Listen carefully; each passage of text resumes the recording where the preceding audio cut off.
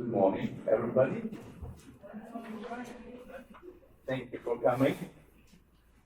Now we will introduce us a little to you so that you know who's here. Should I go first? Of course, ladies first. Good morning. So I'm so happy to be here, and my name is Simone Kienlin. I'm a nurse from Norway. I have a PhD in health science, and my focus was shared decision making, training healthcare professionals in shared decision making.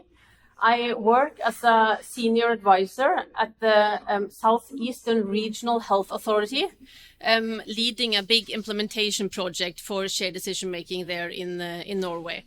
And I'm working a lot together with Jürgen. This is true. My name is Jürgen Kasper. I'm German, and I'm psychologist, and I'm both psychotherapist and a communication researcher. And I have moved to Norway with my family and with my research about 10 years ago. So, and you can tell where you're from? First, this is Norway? I moved completely up there, but then I moved down again. And now I'm living here. And Simone is here. Nearby the main capital in Oslo. And here's the main capital, no point, but it is here, you see it. And there's where we work together. Here are some pictures. This is taken from northern Norway, actually 5 minutes from the place where I lived. Oh, and this picture, it's the quality of the picture is a little bad now because of the light. But here you can see our national dress. It's called a bunad.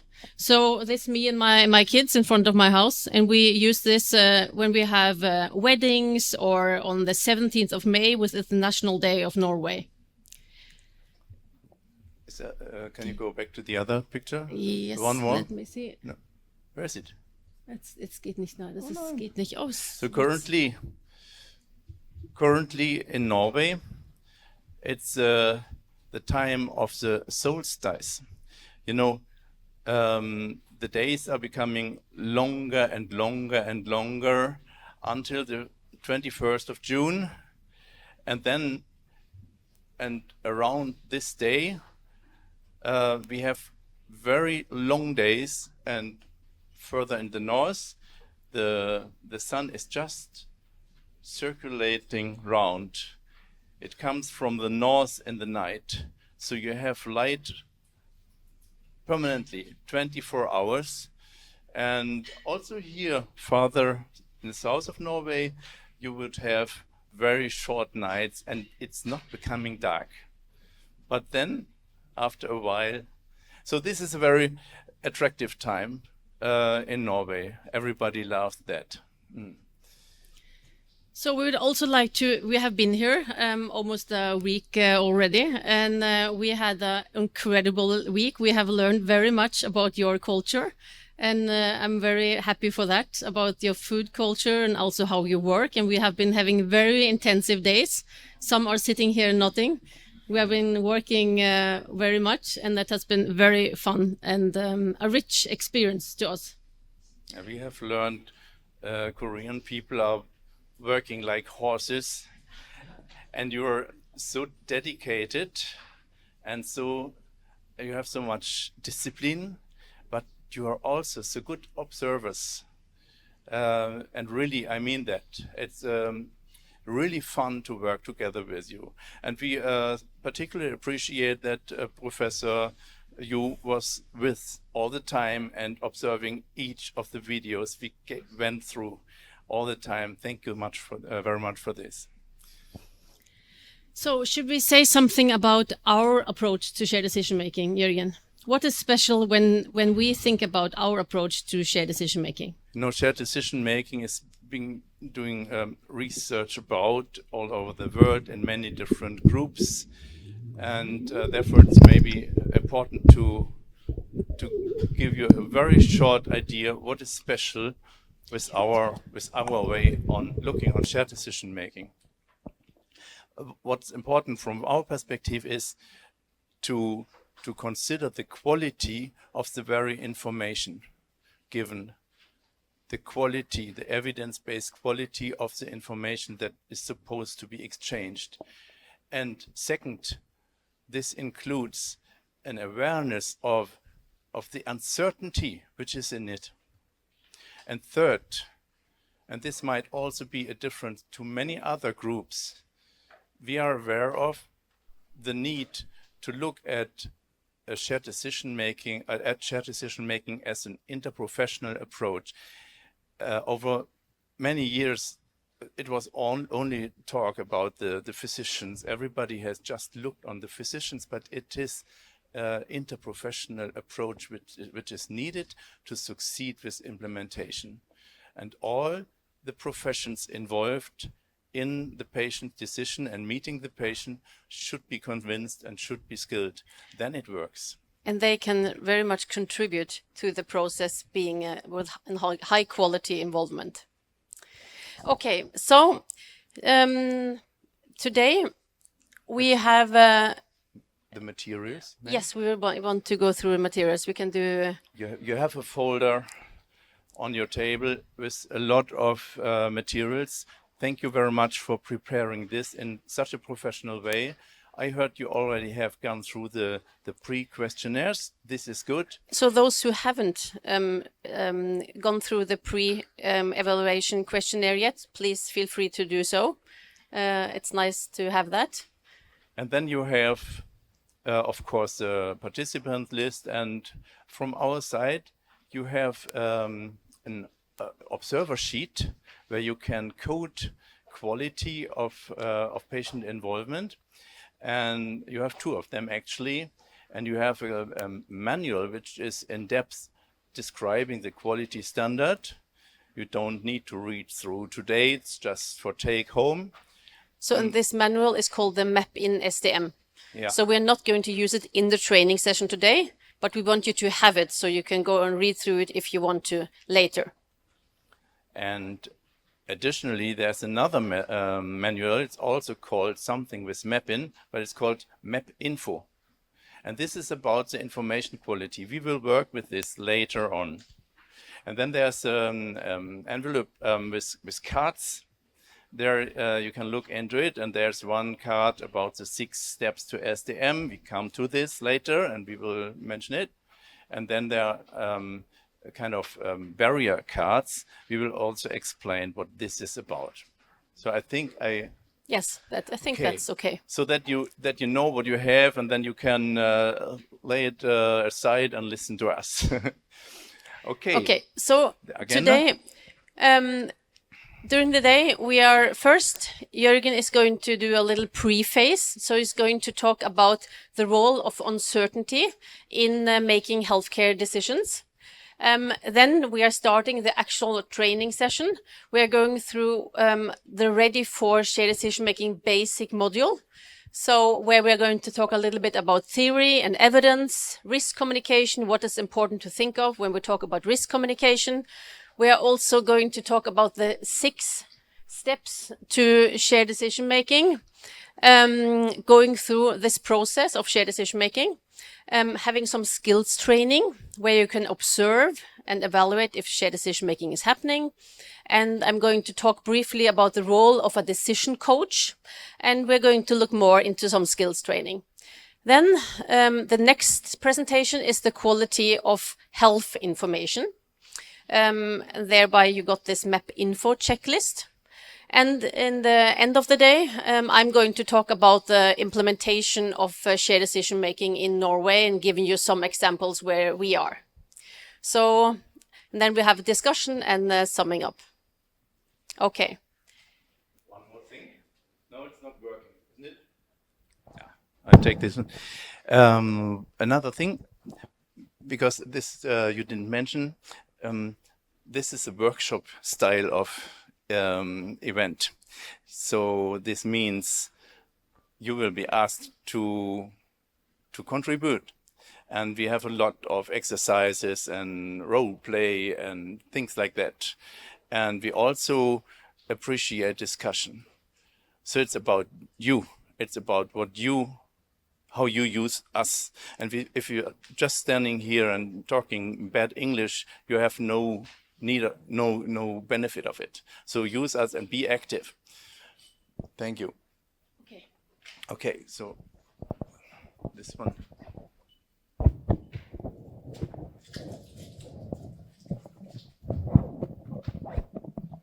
So, are you fine? Okay, this first part is as a little introduction into the content. It's for you to be familiar with our weird way to talk and with our English, and it's for building common ground that we later on can stand on together. And of course, it's the issue is uncertainty, and we could say a lot about decision theory and uncertainty theory, and we decided to not. So nice, thank you. I get it's a snake focus, you know. I'm not sure I can. Thank you. But do you hear me, everybody? Yeah, I think it works. Thank you. We do not go in depth of the theory. We try to make it light, and I can tell you this is about more or less. It's about the interplay between the two terms, information and uncertainty, and it's funny to look at it a little closer. So no, since this famous, I think, very first article of Kathy Charles, the mother of shared decision making, it has a nice undertitle. It takes at least two to tango. Since this conceptual article, shared decision making has been described always as a two-way information exchange between the patient and the health professional. So, implying that it's about like this. There's a medical problem that needs to be solved, and therefore information is needed and is provided, and then you get you achieve the solution. And this is quite logical, I think. And the special thing with shared decision making is that information coming from two sides, and there are two parties involved in the decision. But is this a principal problem, information and solution?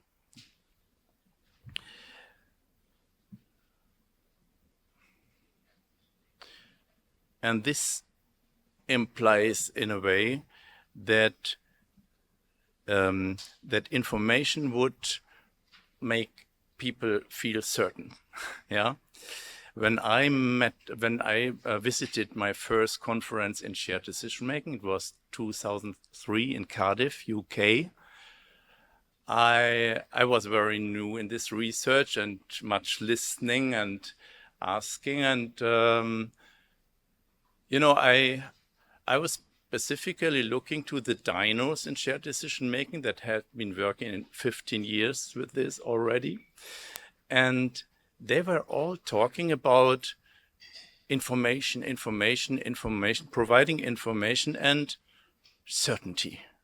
And they explained it like this, that shared decision making affects the feeling of uncertainty, the decisional conflict, they called it, or the decisional uncertainty, and then it would be reduced. But adapt that this is always to happen. Because look, if you give a patient information about that there are options, and about the options, and about the effects and the consequences related to these options, the patient knows much more, but also much more about the uncertainty. So measuring the effect of shared decision making by measuring the decisional conflict might give not conclusive results. You are with so far? Look here, I will make it a little more practical. We have a physician here, is a cardiolog, and he's talking with the patient about aorta stenosis and the options the patient has. And here in this little sequence, particularly about the possibility of TAVI, this transcatheter implantation of the valve, you know. And listen, I have to go here, I think. Okay, I need to. Okay. Start again. Connect. Det vi ikke vet sikkert ennå, det er om disse kateterimplanterte klaffene hos unge, friske, relativt sett unge og ellers friske folk, om de varer like lenge som de kirurgiske klaffene. Grunnen til at ikke vi vet det er at vi har ikke holdt på med det lenge nok til at vi har fått de resultatene. Vi har holdt på med det, ja, altså disse kirurgiske klaffene, de varer 10-15 år. Og vi tror jo at disse kateterbaserte klaffene varer omtrent like lenge, men vi vet ikke det sikkert ennå, for vi har ikke gjort dette lenge nok ennå.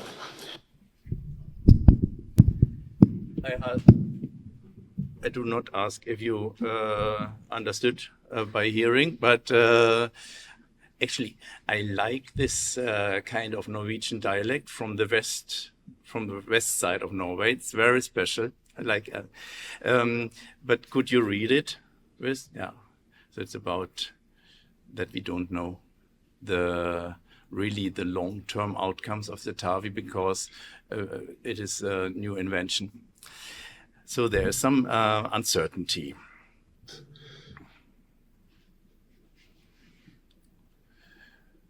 So it looks like a little information could cause uncertainty. There's a German philosopher, Armin Nasehi, and he put it like this, that he says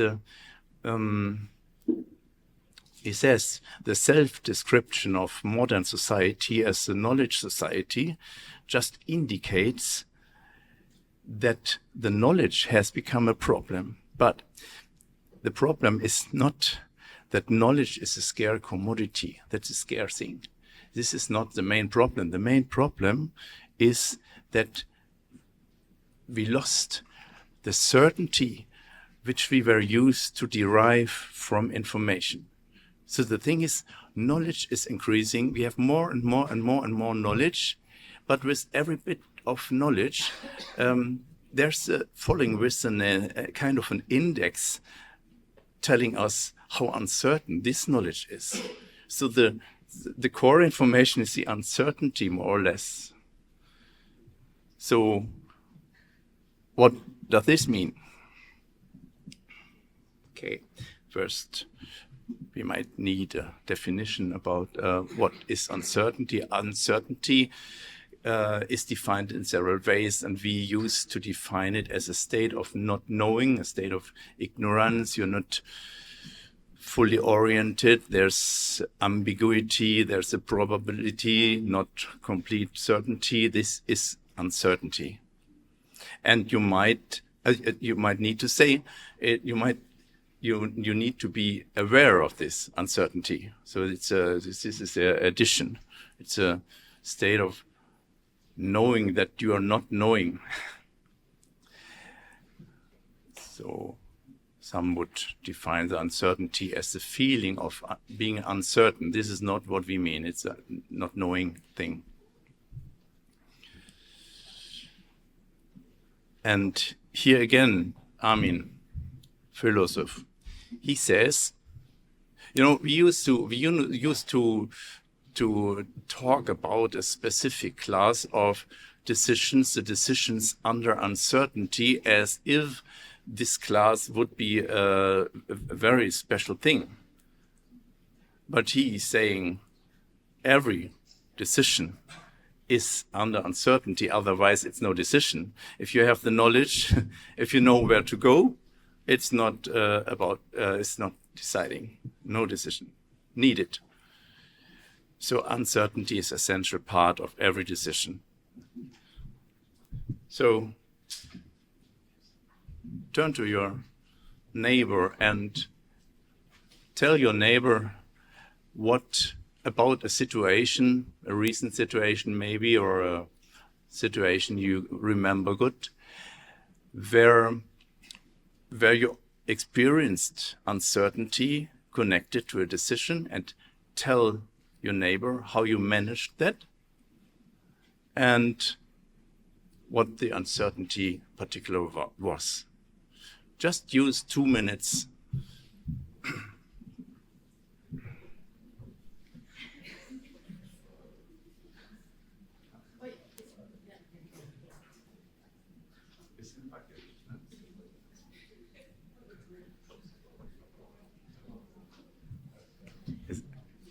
Is it clear? Yeah. Yeah.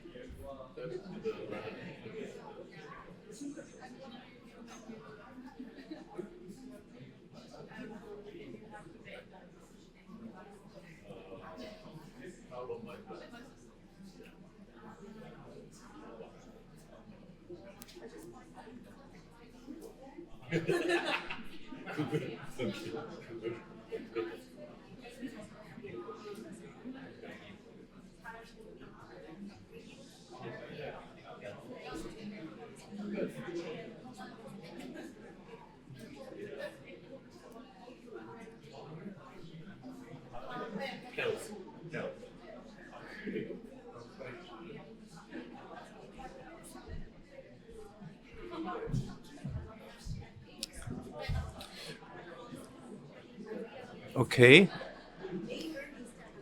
Okay. It's very good. I see you could continue, but the meaning is to get you activated, and this happened. So we go further. Thank you very much, and take this with you in the next thought, because now you explained each other about decision making and uncertainty. And I think what you also remembered while explaining was that this uncertainty made some reactions, both emotional, cognitive, or behavioral reactions. What might this be? Just examples. Very easily understandable emotional reactions to uncertainty might be becoming nervous or afraid and stressed, but not everybody. Some likes it, becoming curious. Cognitive reactions, you might establish selective thinking, selective attention, like that. The behavior is maybe information seeking, or you give the decision to somebody else, like that. Yeah. But anyway, what reactions you will react, and those reactions might interfere with the quality of the decision. And this is important.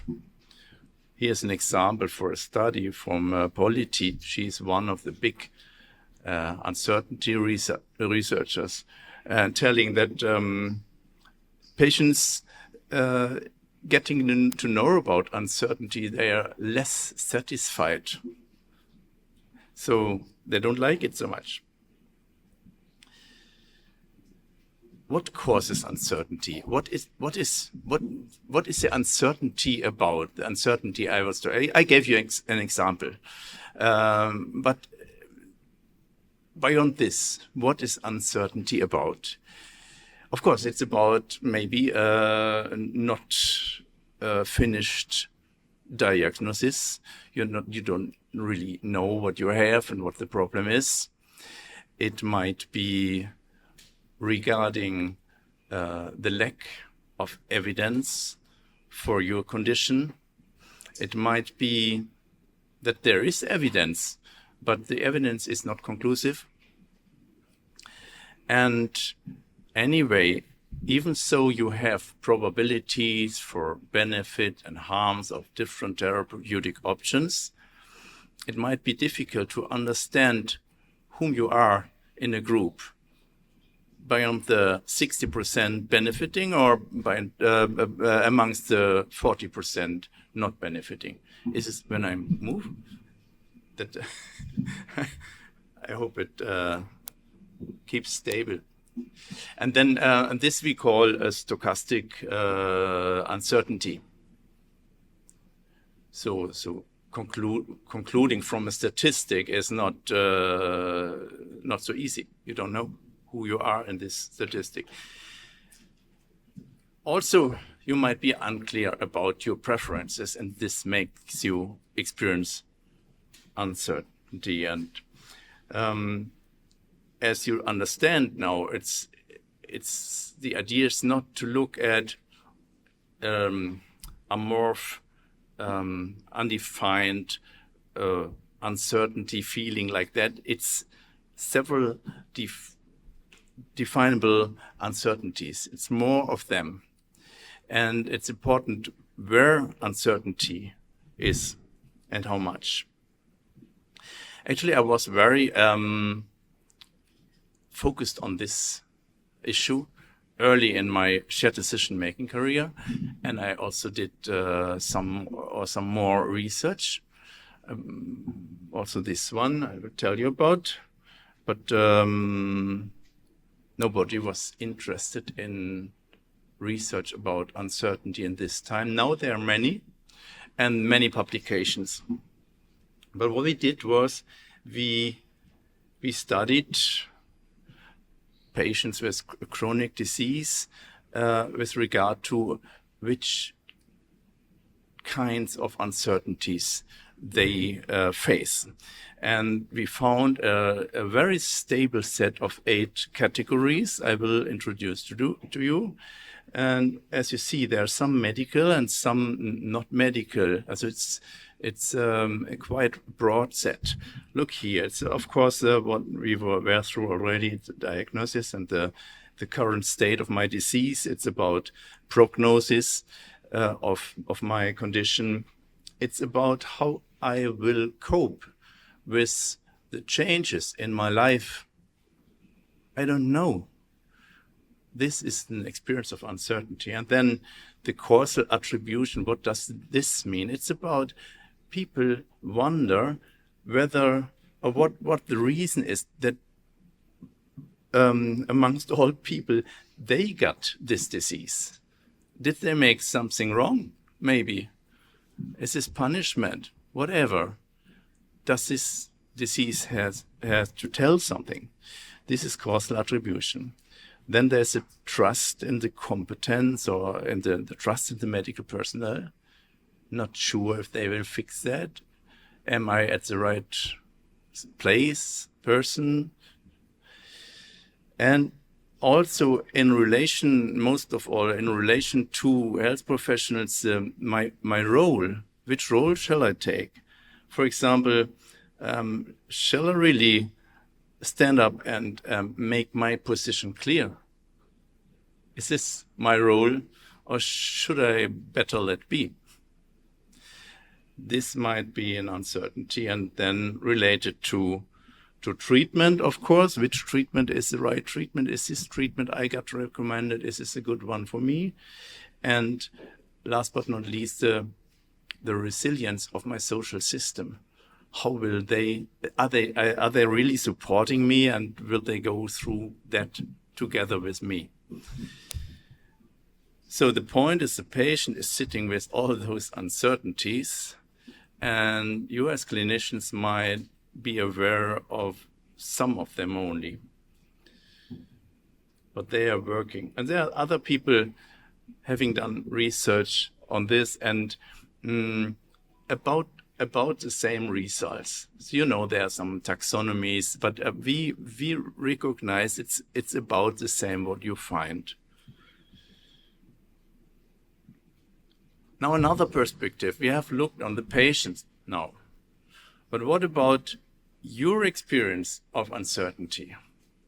There's some research about how physicians and how health personnel, how they manage uncertainty, and they do not like it either. They're also stressed, and they have their strategies. There's a study showing that the awareness of uncertainty makes clinicians reluctant with regard to sharing this with the patient. I understand that. And our experience, Simone's and my, in many trainings and from videos and observing consultations, is that the explanation, the statement regarding uncertainty, other when the clinician says, "Oh, that is something I have to admit, I do not know the answer on." This statement is so difficult to give that we even called it the key message. Because if you do it, many other things are very easy. So this is a very important point. I wanted to show you this as an example of frameworks to guide clinicians in managing this uncertainty. And it's quite what you would recommend is not a big thing. Of course, you should share and you should give the information and you should, But importantly, the red ones, they are more or less the core of this recommendation. And they're about that what we call the risk communication. You have heard this before.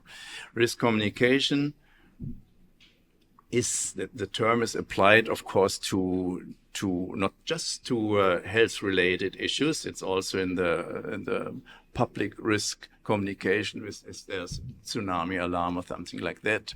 But we use it in connected to health issues, health topics. And risk communication is done in patient information and also in the consultations you have with the patient.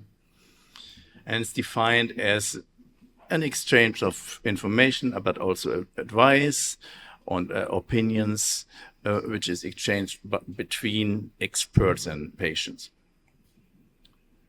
about the content is, of course, about risk and that can affect your life and your health and your well-being. And there's a lot of research about how this should be done, and we will come to this later. I'll just give you one short example. Just this page. And what you see here is 2 ways to mention the very same risk.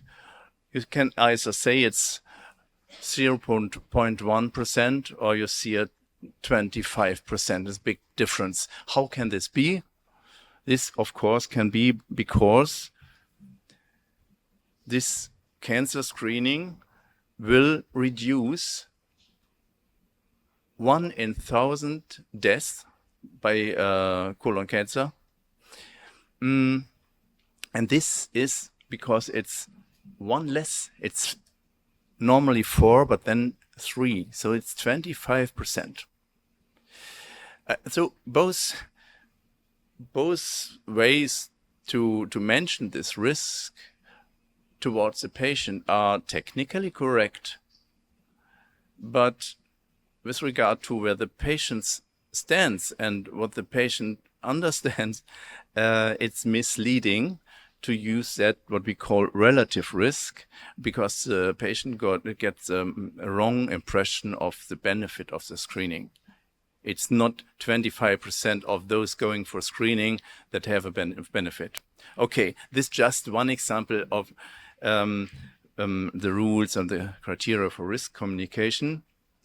There's so much literature. Recently, there have been published many reviews about how to use numbers, and we have not even had the occasion to really read all of them.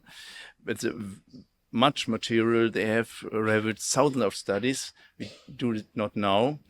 But later in the lecture, we will address some rules for risk communication and also how as a quality of patient information.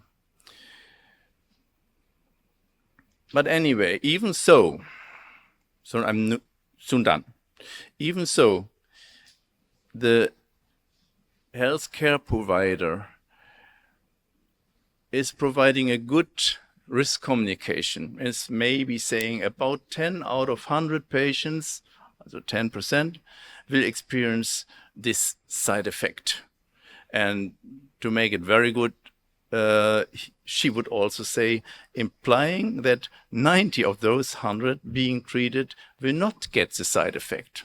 Then it's perfect. But even so, you get a perfect risk communication. The patient could think, do I belong to the 90%? Or you would say, if I get it, what might this side effect mean to me? And also, is this doctor competent? Or will my partner support me? So that's just to give examples. There are many uncertainties. And now we can ask what this few thoughts might mean for what we think shared decision making is.